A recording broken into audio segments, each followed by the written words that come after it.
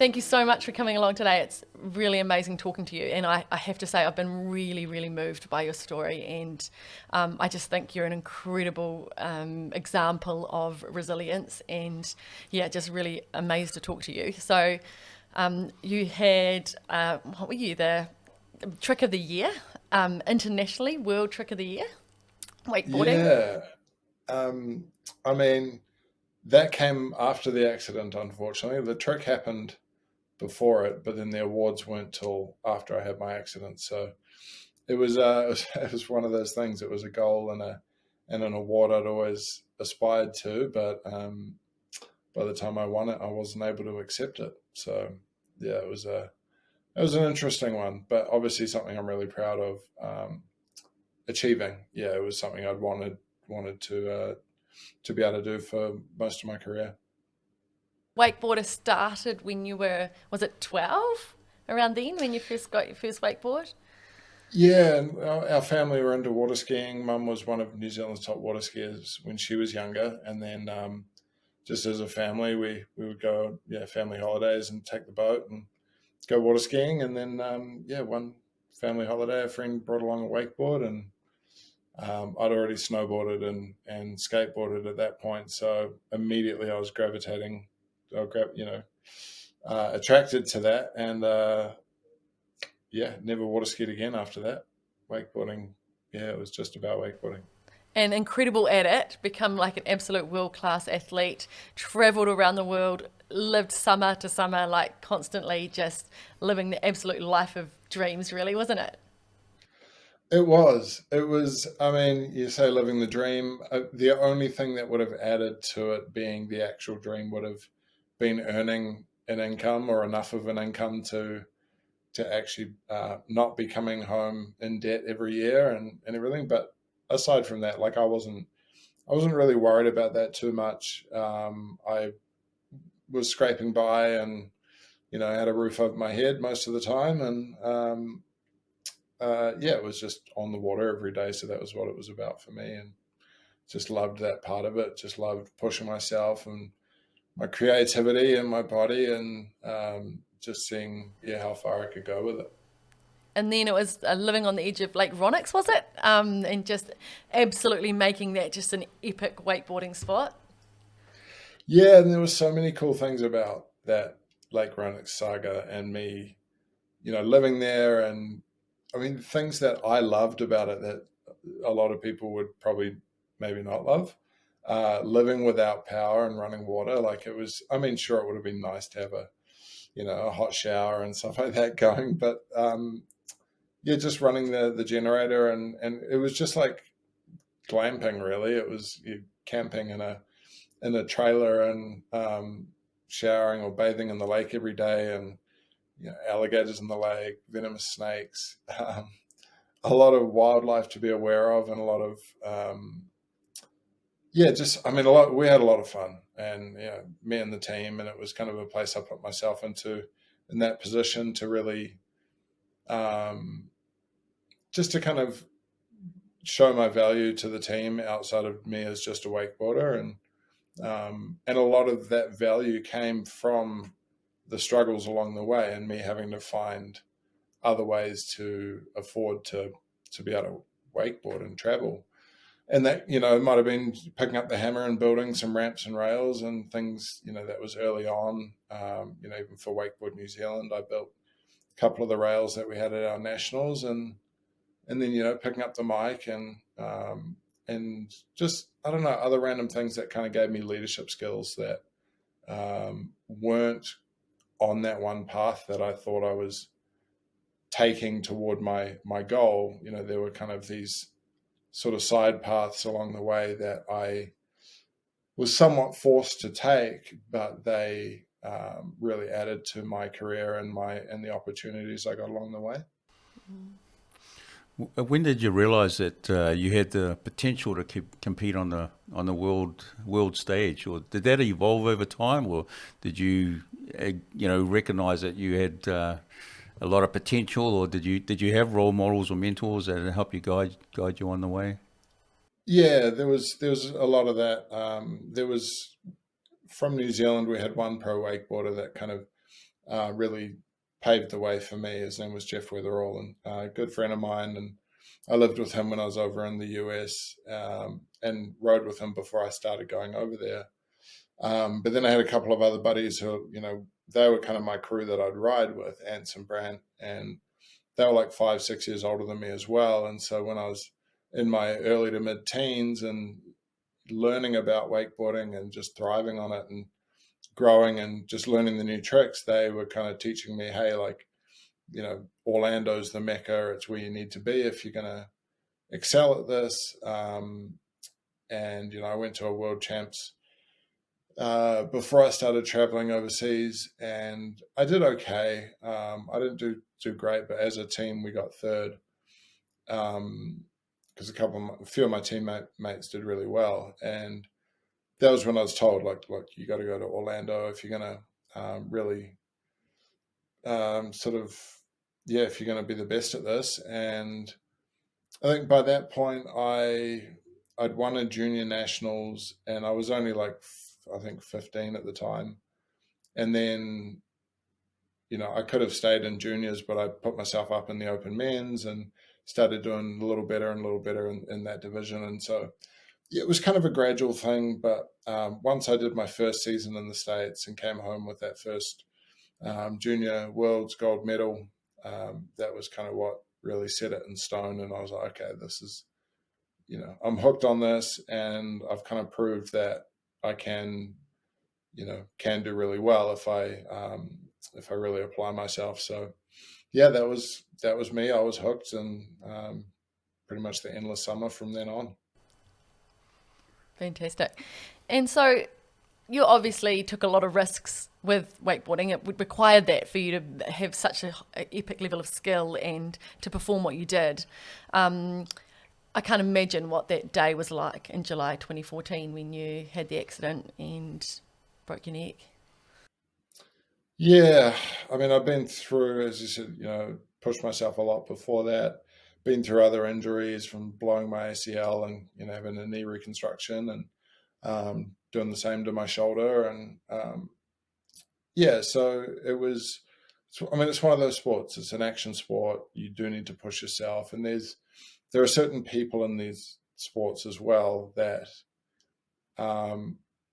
really push the boundaries, and they're not always the guy that gets the recognition or ends up being the best and winning all the contests, but we're kind of necessary. Like, that was what I felt my role in the sport was, or at least where I wanted to push myself was, learning new tricks and pushing the limits of what was possible. But there'll always be that one person that kind of shows the way, and then everyone comes through afterwards and sort of follows suit. And a lot of the time they end up going further than the one who kind of broke that new ground. So yeah, I mean, that was sort of part of it for my career, and it wasn't exactly how I wanted it to be. Obviously, I wanted the recognition and the sponsorship and everything to come with it, but timing just wasn't on my side. From landing the 1080, being the first in the world to land the version of it that I did, and then the economy took a dive, and there was no sponsorship dollars left. And then several other things along the way, and then for it to happen the way it did in 2014 when I landed the trick, I had that Trick of the Year award coming. We had one of the biggest movie sections of the year coming out, and I had the final banger at the end of that section. So everything looked like it was lining up for me to finally get the sponsorship I'd been working for my whole career, and then I break my neck. So it was massively unfair on top of the unfairness of breaking a neck.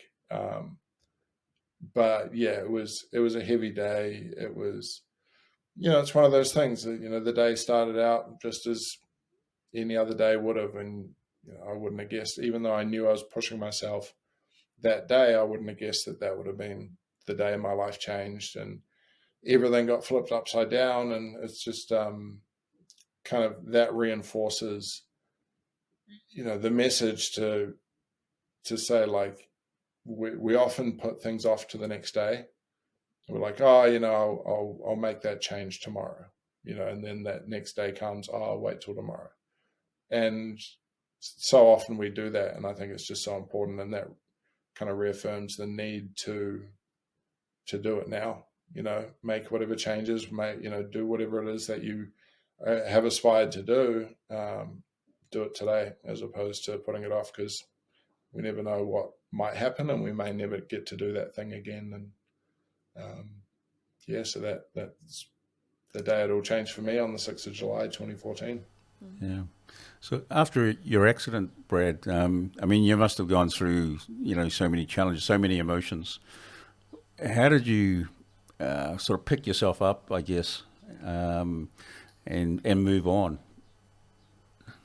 Honestly, I didn't. It was the wakeboard community and my family and friends that picked me back up. I was in a pretty bad way mentally as well. After the injury, I kind of didn't really want to continue, just because I'd put every bit of importance on, on my personality, and my identity was built around my physical abilities. So without that, I thought I wasn't me anymore, and it wasn't worth continuing with life. So thankfully, my family had flown in from New Zealand and from the UK. And they were kind of there to rally around me, and the community getting, starting fundraisers and things like that, that really kind of turned things around. And I was like, okay, maybe this is worth fighting. There was a little bit of like, the doctors gave me a 1 to 2% chance of ever moving my upper limbs again. And part of my decision to fight was to prove them wrong, which I didn't. But yeah, it was interesting. It's been a hell of a journey, and there's been a lot of change in perspective along the way. And those shifts have been really, really important, because had I not been willing to change my mental angle on this, then I would have been stuck believing that the only way I was ever going to be happy again was to get my movement back. And so that's kind of what the main journey was about, was discovering, what it was I was working toward, and, doing everything I could to get that movement back, but then kind of realizing along the way that it's not the only way. Cause that was it. I thought movement equals happiness, and then the movement didn't come, and I was like, okay, well, I put so much importance, and I thought that the goal was movement, but really the goal was happiness. So there was another way to get there, and I was very lucky to have a sort of a life coach to help me through it all, to break down the beliefs behind what it was I was aiming for, or whatever emotion was affecting me. And I think it's a funny one, because you think of recovery after a spinal cord injury, and you picture someone walking again. You picture someone at the parallel bars, like teaching them to walk, or using a walking frame, or that typical Hollywood story ending to this type of an injury. But recovery can come in different ways, and I think that I would say I have recovered really well, even though I haven't gained movement, because I'm at a place of being happy, understanding my situation and everything around it, and knowing that I am still worthy, and that my life is still worth living, and that I can make a really positive impact on people where I am at the moment. And it doesn't require movement, and none of that requires it, from happiness to progression, fulfillment, all of these things that are really important in life. But it was interesting. It was just a big change in perspective to get me to that point, kind of leapfrogging over the movement element of it. Yeah, I don't think there's any doubt that you've impacted a lot of people, with your journey and your story. So, thanks for sharing, and as I said, joining us today as well, and sharing that some more with our young people that come onto our program. So, It's my I'm pleasure. just thinking, like, what are the qualities that you've had to call on the most to get to where you are today? Like determination sort of sits with me. I guess you must have been very determined as an athlete, and I imagine you would have had to call on that again in the situation that you've been in since the accident. Is other qualities that you've had to call on in this part of your life? I mean, yeah, definitely determination, but I think one of the biggest qualities would be the willingness to learn and adapt. I think our ability as humans to adapt is far beyond what we give ourselves credit for. It's the only reason we're all still on this planet is because we've adapted to changes over time. And I think, yeah, that's kind of the biggest thing. And, willingness to ask for help as well. I wouldn't have got through this without the help of Susie, my kinesiologist, and um, become a really good friend. And yeah, it just, I guess I was so set in my ways, and that was what really was kind of sending me into a bit of depression, was that I wasn't, like, I did change what we call them, in my book, we talk about it as currency. And it's like, the importance and the beliefs and what I put on everything that I do and have and am capable of in life. And, it was like I was trying to spend the same currency I was using before my injury on everything for happiness, for fulfillment, for whatever it might have been. But without the physical ability, like, that's where that was being spent from before.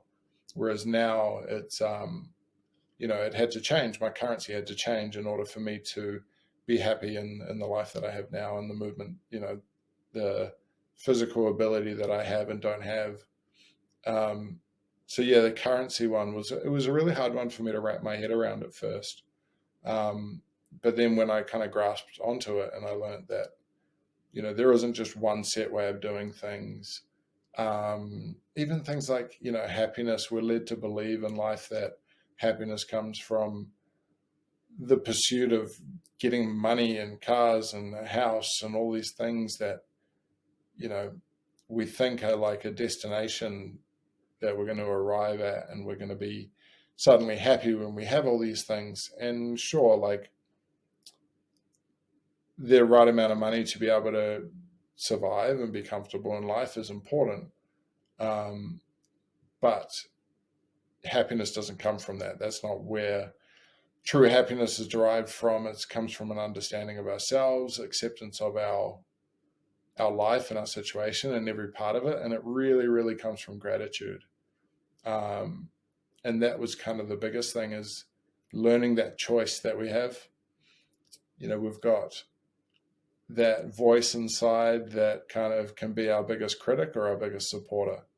And again, we can choose to look at everything we have in our life with, disappointment or being ungrateful for it, looking at everything that other people have and going, oh, I wish I had that, and thinking that person's happy and going, oh, if I had that, then I'll be happy as well, when we really don't know everything that's going on in that person's life in the background.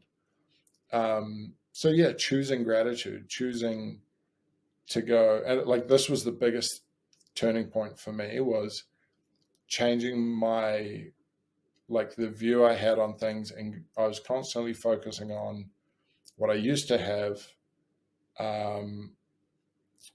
the things I didn't have anymore, the things I couldn't do, everything I'd lost. And the main change and the reclaiming of my happiness came from being grateful for everything I do have, everything I can do, exploring what I can do, things that might not come to mind, or things I might have thought I couldn't do,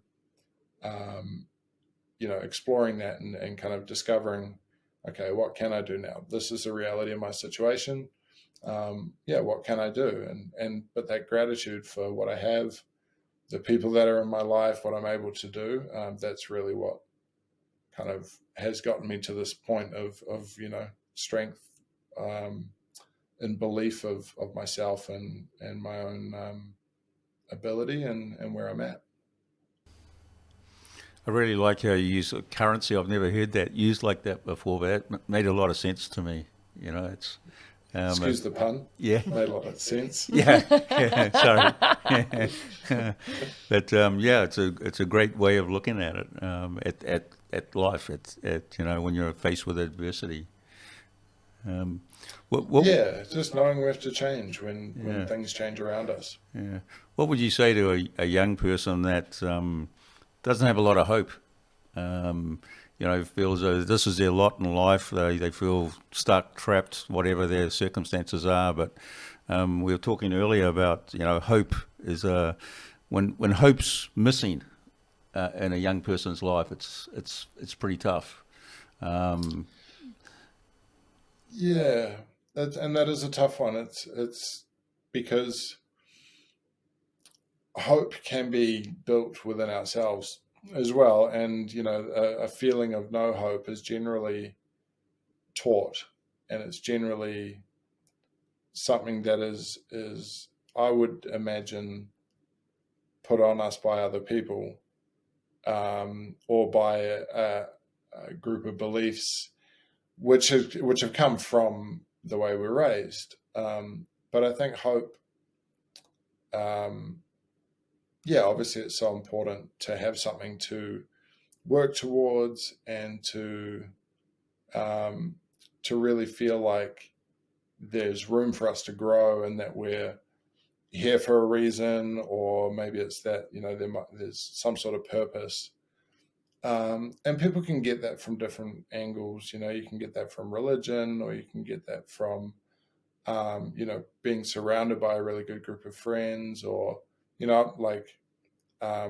not religious, but I have faith in a similar way to a religious faith, and it's believing that I'm being sort of led where I'm supposed to.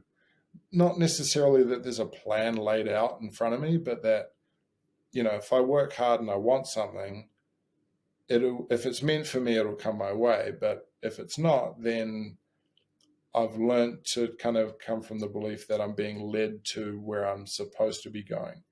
There's this really cool story. I think it's even a poem, but the way I'm going to tell it is not poetic. So, but it's out of my friend's book. It's called "The Girl Who Fell from the Sky," and it's a girl who had a spinal cord injury when her parachute didn't open when she was tandem skydiving, or didn't open properly. And there's a story in there about, it's basically saying, I've got a peanut butter chocolate chip cookie, and my dog is sitting there looking at me going, I want some of that. It's kind of begging, and it's got those puppy dog eyes, and it's like, I want some cookie. And I know that giving my dog anything with chocolate is going to make it sick. But regardless of how much I tell the dog, this isn't for you, this is going to make you sick, it doesn't understand, and it obviously gets upset that it doesn't get what it wants, and it'll go and eventually, curl up under the table and, kind of be a bit, I don't know, bit upset or whatever. But I, as the dog's owner, know that that's not what's meant for the dog. And it's basically thinking and flipping that so that, the owner of the dog is the universe, and I'm the dog, and the universe is telling me, like, look, hey, as much as you may want this thing, and as much as you may believe that it's what you need and is what is best for you in this life, like, I know that it's not the best for you, as the universe saying, I know it's not best for you. I'm leading you where you're supposed to be going. And I just thought that was such a cool way of looking at it, such a great analogy for having faith that we're being led where we're supposed to. So, it is hard when we don't have hope. But I think that's just where we need to look for people, look to other people for inspiration. Look for those stories where someone was in a situation where there was no hope and they found their way out. And hey, look, if I'm one of those stories to some people, then that's amazing. And I will completely embrace that and see that as one of the best things that can come from this injury, because to inspire others, I think, is one of the coolest gifts to have. But yeah, I think at the end of the day, don't buy in too much to what other people are telling you as such, because we all have different lived experiences, and we all have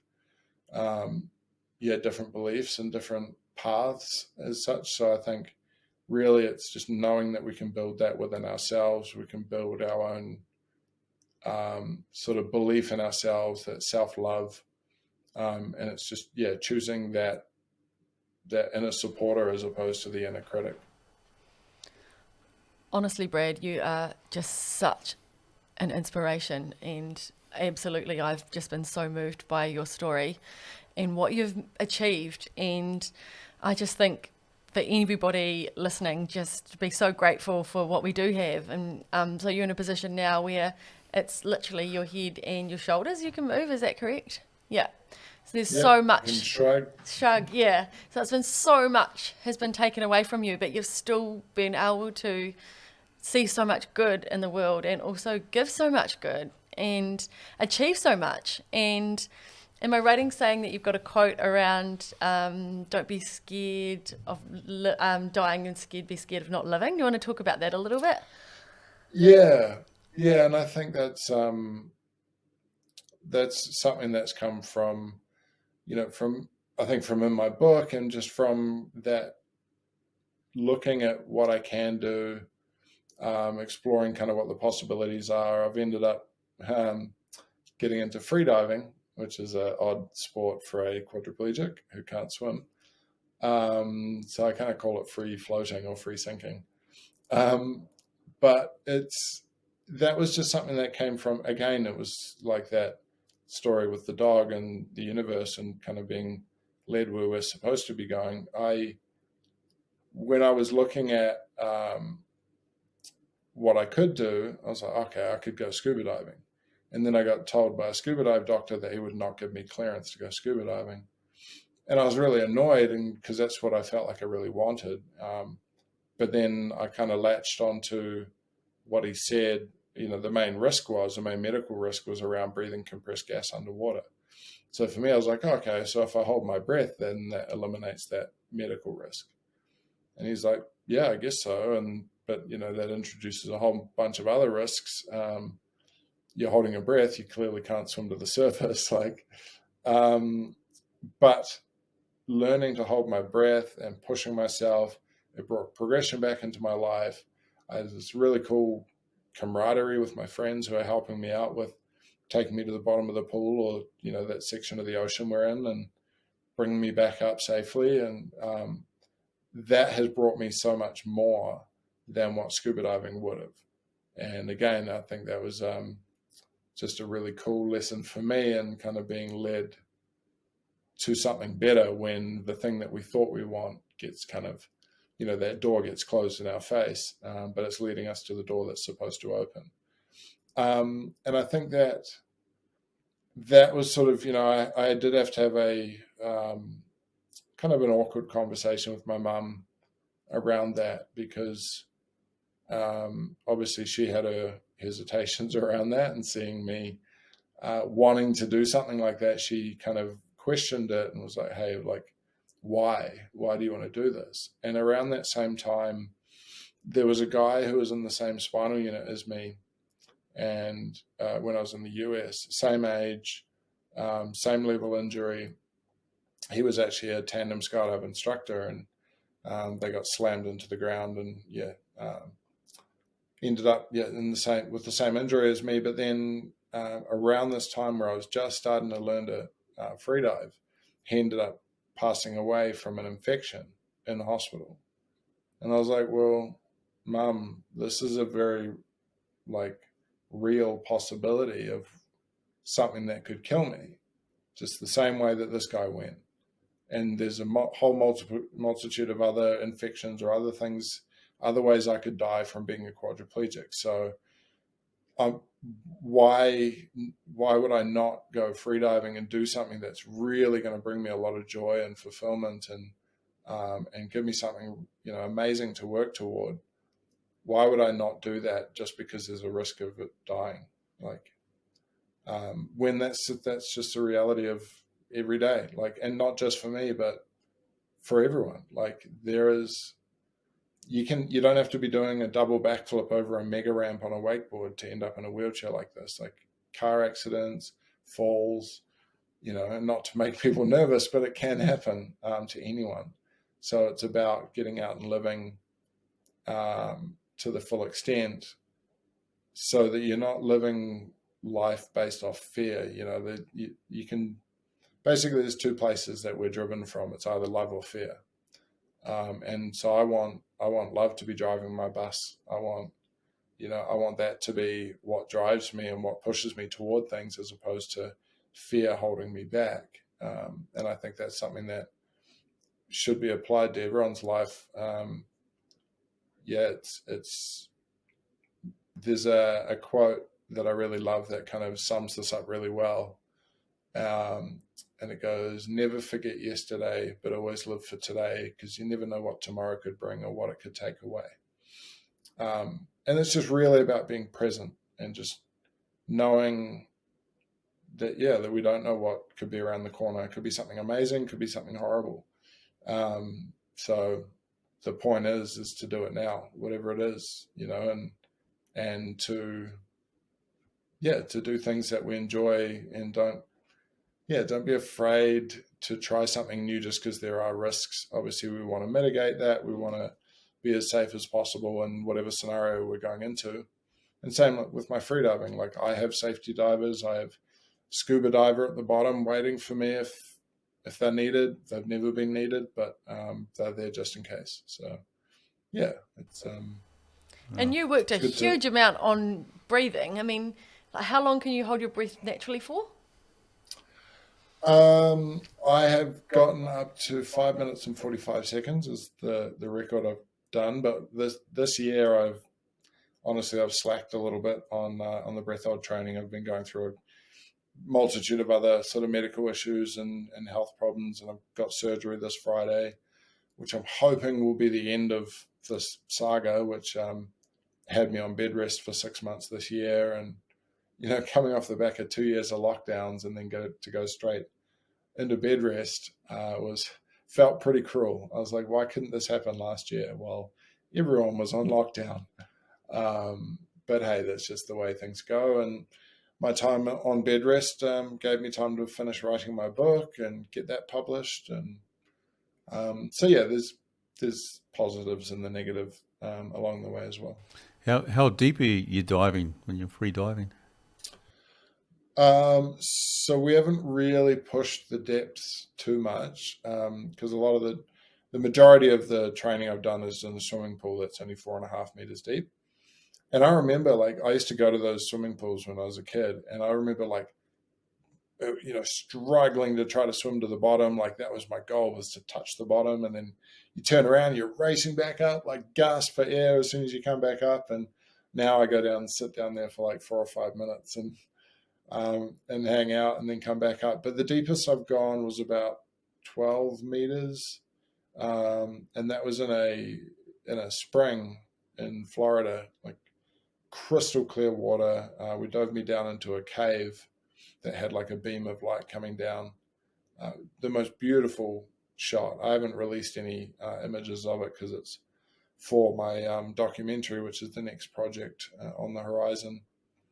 And but yeah, so 12 meters, but the goal is to get to 30 meters and to do it more or less on my own. Like, obviously I'll have safety divers and everyone there, but it's something that I want to do as much under my own power as I can. So, getting me sinking down, and then I'll sink and kind of and then have a chin control to add some air to a buoyancy vest, and then so I can push it with my chin and then send me back up. And that's the plan anyway, but nothing really goes to plan. So we're kind of just playing around with it, seeing what we can come up with and how things might play out. Yeah, that's incredible. 12 meters is still pretty deep. It's like I used to scuba dive years ago. That's 36 feet roundabout, right? Yeah. So that's still pretty deep. How do you equalize?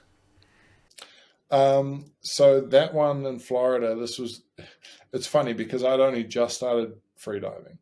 And I'm like, cool, I'm going to go back to Florida and dive into the most challenging cave dive location that there is, and go deeper than I've ever gone. And I didn't know if I could do it. And we had like $30,000 film crew there that day. And we'd done a little bit of training the day before, a little practice. And we tried 4 dives. The first one, there was a miscommunication, so we came back up. Second one, my right ear wouldn't equalize. Third one, my left ear wouldn't equalize. And then the fourth one, we got me to the bottom. And I was like, okay, cool. At least I've done it once. I know I can do it tomorrow, like for the main shoot day. But it was funny. We had a buddy of mine who's another pro wakeboarder named Bob Sovan. Because I was wearing a mask, like a traditional scuba mask or dive mask, I just had him. He was basically straddling me and pinching my nose. And he'd pinch his nose, and then he'd pinch my nose, and then he'd pinch his nose, and then pinch my nose as we're going down. And when I'd equalize, that'd look good on video, right? Yeah. So when I'd equalize, I'd nod my head, and so then he could, equalize himself. And so we went back and forth doing that. But now I've started using, I've got some fluid goggles. So you actually fill the goggles with water. And they've got a type of lens on it that readjusts the vision so you can actually still focus with water in the goggles. And so with water in there, it means when you go down, the air doesn't shrink as you're going deeper and deeper. So it doesn't like suction onto your eyeballs, which, can be a problem. So there's those, and there's another type that both sort of self-equalize, or the other ones self-equalize. And then I wear a nose clip. So I just, have my nose clamped shut and just equalize that way. So amazing. Yeah. To echo Chelsea's comments earlier, I mean, you're an inspiration probably to many more people than you probably realize. But who inspires you? Oh, I mean, there's plenty of people. I'm most of the way almost finished reading my friend Emma's book, The Girl Who Fell from the Sky.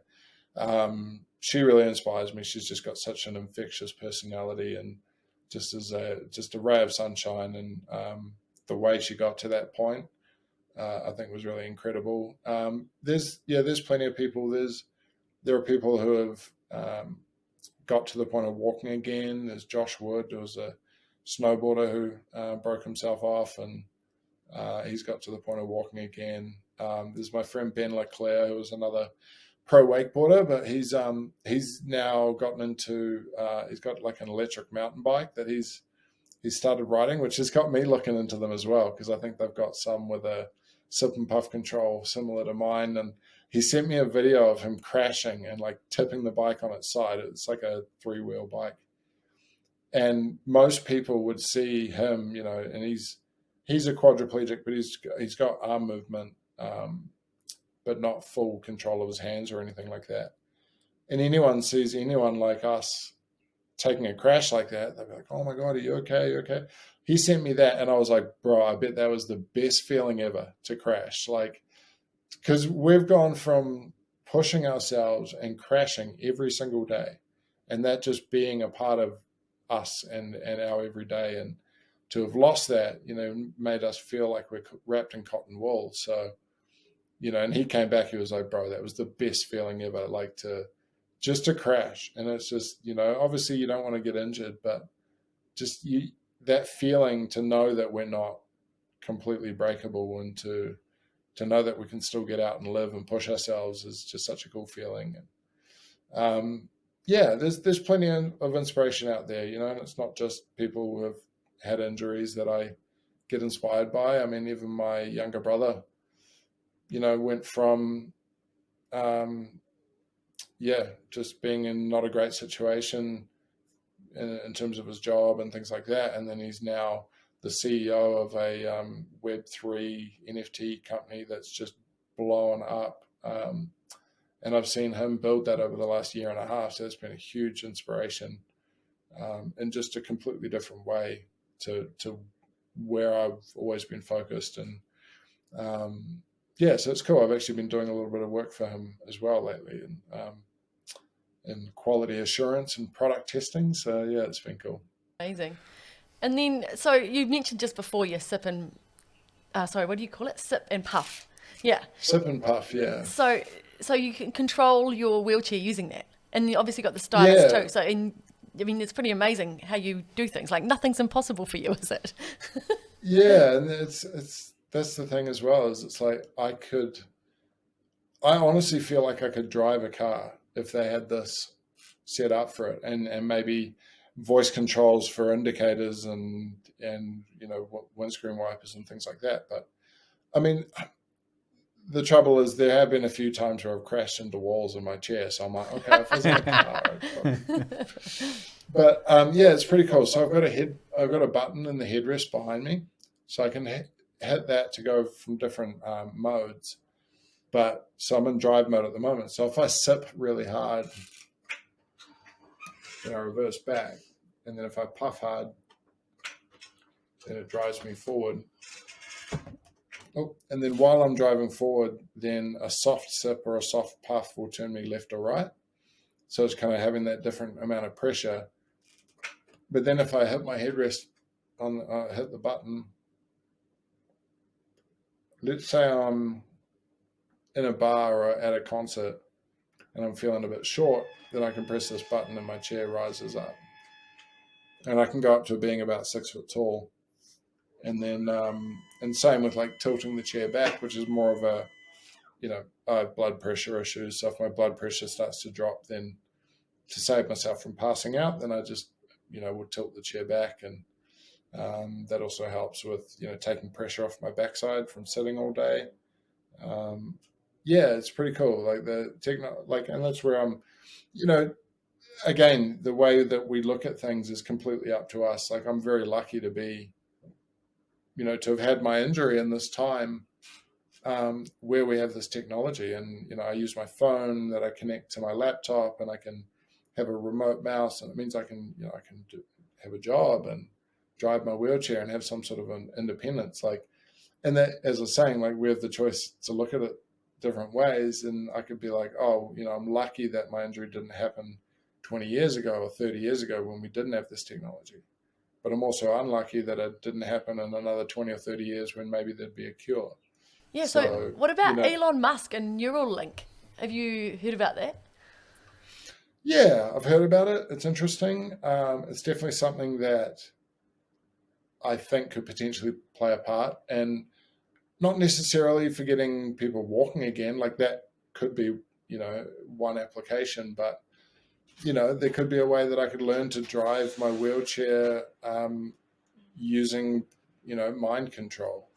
In fact, my brother's business partner has got a brainwave reader thing, where you can set up with a computer. And one of the first things to learning to use it is to there's a box on the screen, and you have to learn to move the box using your thoughts. And so I'm actually going to give that a go and see if the fact that I don't have movement and I don't have control of my body, if I can apply some of those old wirings to this new way of moving. So yeah, it's interesting. There's a few really interesting studies going on, I think, with Neuralink, with what they've got going on, but then also in robotics, exoskeletons and stuff. I actually have just come from physio where I was in an exoskeleton and up and walking around. It is very slow in robotic movement at the moment, but as technology improves, and it could get a lot more human-like, and could actually be something that's not just a rehab equipment, but it's something that we'd use every day. And then there's obviously the medical side of rehab as well, where they're looking at actually curing and fixing the injury site. So, hey, it's amazing. As we say, it's great to have hope. But I'm at the point now where I'm not holding off, living on the hope that, that I will someday walk again, and that's my only way of happiness. Like, if it happens, awesome. But if not, then I still think I've got a pretty cool life ahead of me to live. Amazing. We have to talk about your book. I cannot believe you've written your book with that stylus. Like, so this here is literally what you've used, touching on your phone. Yeah, no, and it's not a small book, Brad. Like, how many words are in that book? I think about between 210 and 215,000 words. And I ended up writing almost 500,000 words for my first draft. And that's purely because I've never written anything longer than a Facebook post before. I have zero background that gave me any right to actually write a book besides having a story to tell. And so I love that. Like, I'm being flown, is it next week or the week after, down to Wellington to go to speak at Verb Readers and Writers Festival. And it's just such a trip to think that, I failed English and I dropped out of school a year early. And yet I'm speaking at a Readers and Writers conference. So it's pretty cool. And, it was one of those things where they offered me a writer and, someone who would sit with me and I'd tell them my story and then they'd write it out for them, which is like what most top athletes and rock stars and celebrities get done. A lot of them don't write their own book. But I was like, well, there's in a world and in a life where I don't have that much that I can actually do and achieve. Why would I not take this and do it on my own? So yeah, that's why it took 6 years. And like the first couple of years were just kind of, I didn't have a publishing deal at that point. So I was just writing when I felt I needed to. And I had the intention of writing a book, but I didn't really know what I was doing. And then, a friend of mine reached out to a publisher. Was a good friend of mine's partner is an editor, and so she reached out to a publisher and said, "Hey, you should check this guy out, and I think he'd have an amazing story." And so I don't think they expected it to take this long for it to come out, but it's out, it's done, and it was just such a cool process, and it was all part of my healing process as well. It was I was writing it while I was suffering, while I was struggling, while I was learning, and putting it all into words really helped me solidify a lot of the learnings and lessons and stuff that I needed to really to kind of grab onto. And because some of them I felt like I had a good understanding of it, but then I got to the point of having to write out dialogue between Susie and I had to write her talking about what it was, what the lesson was, but then I also had to write about me wrapping my head around it. And for me, it was like I wanted to offer these, a lot of these lessons and things, which a lot of them are quite like guru-y type, power of now sort of themes. And I've read a couple of those books and they're really hard to, well, for me, I really struggled to kind of connect with them. They were too guru, like it was too much of a leap from where I was to where they're trying to get me. And so that's why I wanted my book to be like, I wanted it to step on those stepping stones the whole way and to lay that path out to get to that point, as opposed to just trying to like lead people to that point. So it's taking people on the journey with me and putting everything into, analogies that were really easy for people to wrap their heads around. And so hopefully that's what, people take from it as well. Absolutely. Yeah. Hey, look, it's been a real pleasure to meet you and to talk with you, and I hope we can meet in person some future opportunity. Yeah, you guys are down in Nelson, is it? I'm in Auckland. I'm based in Nelson. You're in Auckland? Yeah. Nice. We're in Nelson today, but I'm based up in Auckland. Okay. Oh, cool. Yeah, I'm sure our paths will cross at some point, and it's great. I love to believe the world works like that, and we get to cross paths with the people that we're supposed to, and that might have an impact on our lives, and it's cool. thank you for having me. Appreciate it. Yeah, well, thank you. It's been a pleasure. Absolutely, and you're an inspiration to so many people. And there's a lot of young people, part of Big Brothers Big Sisters, going through adversities and challenges. And I just know this will be really amazing. So thank you for all you're doing. Yeah, my pleasure. And now that I've got the book out, and although it might be more suitable for 16, 17 plus, I've had a few people ask me if I'm going to write a book more tailored for, sort of younger teens or things like that. So I'm definitely thinking about it. I've already kind of got an idea for a possible next book that would be not just a younger version of the one that I've already written, but kind of the next chapter and, the next book, I guess. And so I don't know. I'm not going to rush into it, but I think hopefully in the next year or so there'll be another book out with a lot of similar kind of themes and learnings and things like that, but just more tailored for that younger audience. That'd be incredible. We'd love that. Yeah. Absolutely. Oh, thank you so much from the bottom of our hearts. And yeah, keep doing what you're doing because you're amazing.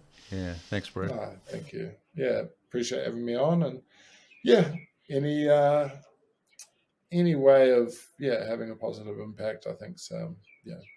It's a great thing. And, so I'll do anything I can. So definitely reach out if there's any way I can be of help for you guys and your organization. And I think it's really cool what you do.